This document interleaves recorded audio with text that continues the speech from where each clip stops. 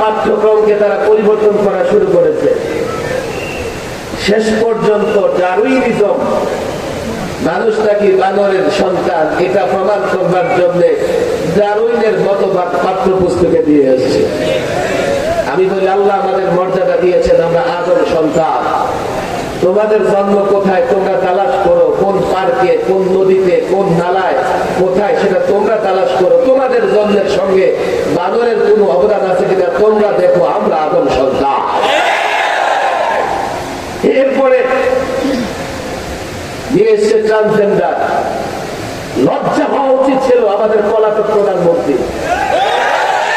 সে নিজে তার এক বক্তৃতায় বলতেছে, টেলিভিশনে প্রচারিত হয়েছে, আমি যদি মনে করি আমি পুরুষ তো আমি পুরুষ, আমি যদি মনে করি আমি নারী তো আমি নারী।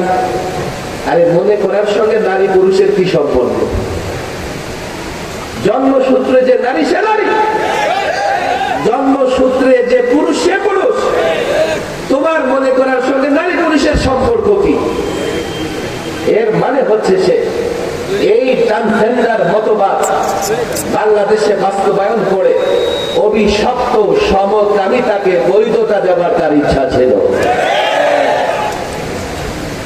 অনেক কথা, অনেক ব্যথা, সময় কম, সব বলতে পারবো না। এই পলাতক প্রধানমন্ত্রী একদিন তার বক্তৃতায় বলতেছিলেন, তার বক্তৃতা কোর্ট করলে রাত শেষ হয়ে যাবে, যে এই আলেম ওলামারা কাদিয়ানী বিরোধী আন্দোলন করে বলে তাদেরকে যেন আমরা মুসলিম ঘোষণা করি। আমরা এটা কিভাবে করব? কে মুসলিম কে অমুসলিম তো আল্লাহ জানে। আমরা কাউকে অমুসলিম ঘোষণা করতে পারবো না। তার দলের এক সিনিয়র নেতা মিস্টার নাসির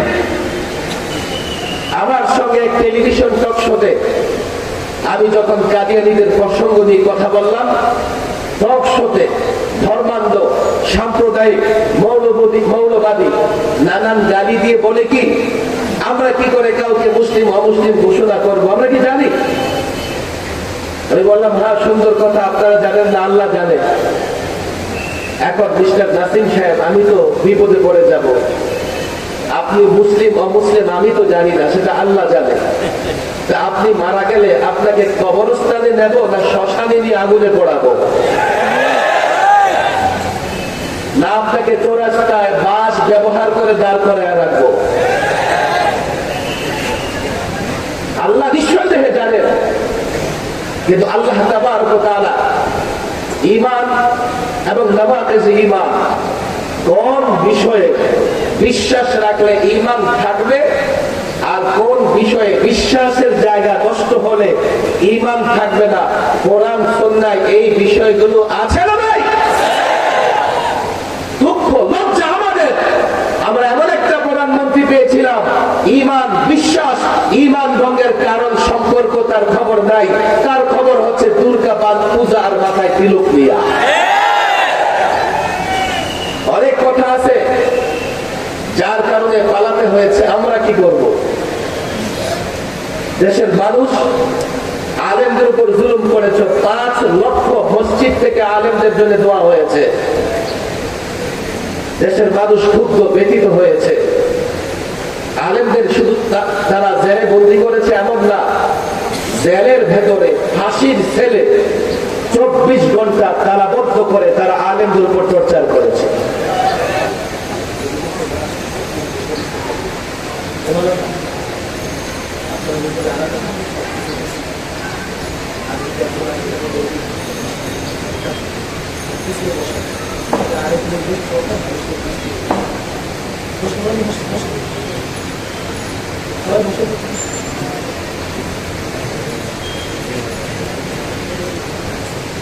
বড় সমাবেশ করে তখনই ফায়দা হবে লোকগুলো তৈরি হয়ে। আমরা 21-এ দেখেছি, একদিকে গ্রেফতার হয়েছি, আরেকদিকে নত জানো হওয়া শুরু হয়ে গেছে। সমাবেশ তখনই সফল হবে যখন সমাবেশে আগত লোকেরা কোন কর্মসূচি নিয়ে যাবে। আমার কথা বুঝবার চেষ্টা করেন, সময় একেবারেই কম। আপনাদের সকলের দৃষ্টি আকর্ষণ করছি, না হলে এই পরিবর্তিত সময়ে আমাদের যা করণীয় আমরা সেটা না করে আগের মতো যখন আবেগে ভাসবো, মূল সময়ে ময়দানে দাঁড়িয়ে থাকবার লোক খুঁজে পাওয়া যাবে না। অনেক জুলুম তারা করেছে, ইতিহাস বলবার সুযোগ নেই। জেলের ভেতরে ফাঁসির ছেলে এক এক আলেমকে 24 ঘন্টা আটকে রেখেছে। যখন আমরা দেখেছি গোটা জেলখানায় চুরির মামলায় দায়ী আসামি, খুনের মামলার আসামি, ধর্ষণ মামলার আসামি, মাদক মামলার আসামি জেলখানায় ঘুরে বেড়ায়, আর আলেমরা 24 ঘন্টা বন্দী থাকে। এবার 2.5 বছর 3 বছর শুধু আলেমরা জেল খেটেছে এমন নয়, আলেমদের সঙ্গে তাদের পরিবারের লোকেরা জেল খেটেছে। কেননা প্রত্যেকটা আলেমকে তার পরিবার থেকে বিচ্ছিন্ন করে দেওয়া হয়েছিল। জুলুম করেছ, পরিণতি তোমাদের আমরা চোখের সামনে দেখতে পাচ্ছি। তবে শুরু এখনো তাদের পরিণাম পুরোপুরি শুরু হয় নাই। আমরা দেখবো ইনশাআল্লাহ। আল্লামা মুফতি আমিন রাহিমাহুল্লাহ এই কথা বলতেন, তারা ক্ষুদ্র শক্তির মাধ্যমে ক্ষমতা হারাবে, ক্ষমতা হারানোর পরে এই দেশে তাদের নাম নেওয়ার মতো কেউ থাকবে না। কর্ম যেমন করেছ, তোমাদের ছাত্র সংগঠন নিষিদ্ধ হয়েছে, এটা আগেই হবার দরকার ছিল, কিন্তু জাতি সুযোগ পায় নাই। জাতি সুযোগ পেয়েছে, নিষিদ্ধ করেছে। আমি মনে করি অপরাধীদের ধরে ধরে বিচারও করা উচিত। এই ছাত্র সংগঠনের হাতে মায়ের পেটে বাচ্চাও নিরাপদ ছিল না। মায়ের পেটের বাচ্চা গুলিবিদ্ধ হয়েছে। শাপলা চত্বরে ছাত্র আলেমরা যখন একটা সুন্দর, একটা শান্তিপূর্ণ সমাবেশে অংশগ্রহণ করতে যাবে, আমরা দেখেছি এই সন্ত্রাসী ছাত্র সংগঠন নির্বিচার আমার ছাত্রদের উপর গুলি করেছে। তোমাদের বিচার বাংলার জমিনে হবে।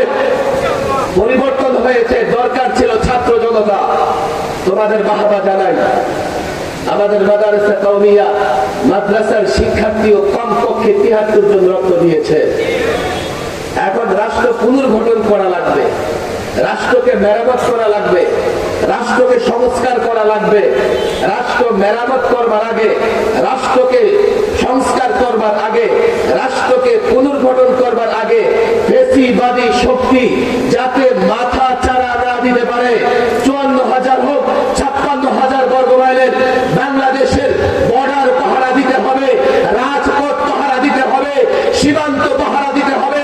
আল্লাহর কসম, দেশ পুনর্গঠন করবার আগে কোন ফ্যাসিস্টের দোসর, ফ্যাসিবাদের দোসর বাংলাদেশে মাথা চারা দিতে পারবে না।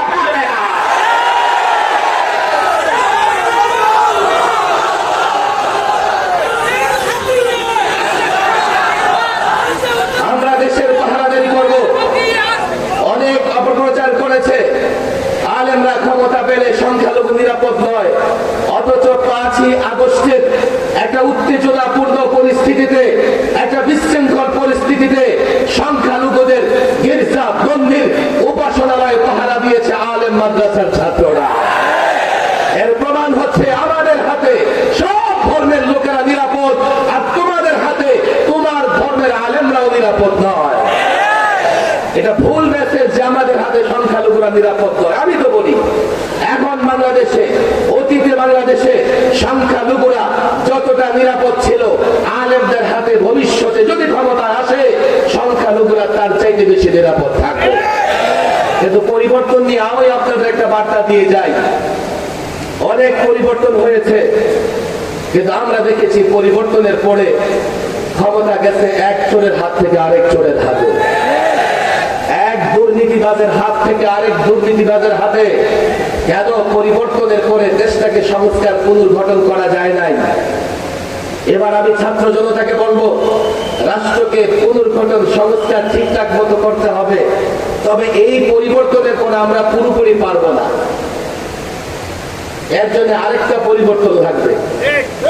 এবারের পরিবর্তনের টার্গেট ছিল বৈষম্য দূর করা, কোটা বিরোধী আন্দোলন সংগ্রাম থেকে পরিবর্তন এসছে। আগামী পরিবর্তনের টার্গেট হবে দুনিয়া এবং আখিরাতের কল্যাণের জন্য পরিবর্তন। আলেমদের বলি, দেশের মানুষ আপনাদের দিকে তাকিয়ে আছে। আমি সারা বাংলাদেশ সফর করি, কলেজ ইউনিভার্সিটির ছাত্ররা আপনাদের দিকে তাকিয়ে আছে। তারা আপনাদেরকে এমন জায়গায় দেখতে চায় যাতে আপনারা রাষ্ট্রের দায়িত্ব নিতে পারেন। আপনাদের কর্মসূচি এতটা নিয়ন্ত্রিত চায়, এতটা পরিকল্পিত চায়, তারা দেখে যেন বুঝে না আপনারা পারবেন, আপনারা দায়িত্ব নেবেন।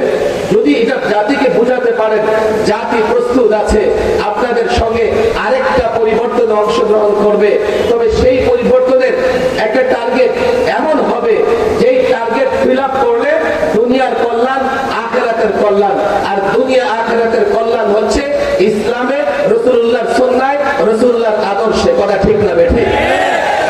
যদি আমরা আরেকটা পরিবর্তনের জন্য এই জাতিকে ইসলাম বুঝাতে পারি, আরেকটা পরিবর্তনের জন্য স্কুল কলেজ ইউনিভার্সিটির ছাত্রদের ইসলাম বুঝাতে পারি, আর সেই পরিবর্তনের টার্গেট হয় দুনিয়ার কল্যাণ, আখিরাতের মুক্তি, আল্লাহর কসম করে বলি ওই পরিবর্তনের পরে রাষ্ট্র কারা সংস্কার করবে, রাষ্ট্র কারা পুনর্গঠন করবে, জাতি ঠিক করে দেবে। ওই পরিবর্তনের পরে রাষ্ট্র সংস্কার করবে যার ভেতরে ইসলামের জ্ঞান আছে। ওই পরিবর্তনের পরে রাষ্ট্র সংস্কার করবে যার ভেতরে আল্লাহর নবীর মহব্বত আছে। ওই পরিবর্তনের পরে রাষ্ট্র সেই মেরামত করবে যার ভেতরে কোরআনের বিধিবিধান সম্পর্কে আইডিয়া আছে, নলেজ আছে। আল্লাহর কসম করে বলি চূড়ান্ত পরিবর্তনের পরে যদি রাষ্ট্র চূড়ান্ত সংস্কারের জন্য যোগ্য আলেমদের উত্তরসূরি, আলেমদের মহব্বত করে, ইসলামিক নলেজ আছে এমন ব্যক্তিদের হাতে রাষ্ট্র সংস্কার করবার দায়িত্ব দিতে পারো, আমি গ্যারান্টি দিয়ে বলে চাই, আমি দায়িত্ব দিয়ে বলে চাই, সেই সংস্কারের পরে রাখবে কাবার কসম বাংলাদেশ হবে সোনার বাংলাদেশ। সেই পরিবর্তনের পরে বাংলাদেশ হবে রাসূলুল্লাহর আদর্শের বাংলাদেশ। সেই পরিবর্তনের পরে আল্লাহর নবীকে নিয়ে কটূক্তি করতে পারে এমন কুলাঙ্গার এই জমিনে থাকতে পারবে না। সেই পরিবর্তনের পরে শেয়ার বাজার লুট করতে পারবে না। সেই পরিবর্তনের পরে কালো টাকা সাদা করবার সুযোগ থাকবে না, টেন্ডারবাজি থাকবে না, দখলদারিত্ব থাকবে না, নারী নির্যাতন থাকবে না, সংখ্যালঘু নির্যাতন থাকবে না। আল্লাহর কসম সত্যিকার অর্থেই বাংলাদেশ হবে শান্তির বাংলাদেশ।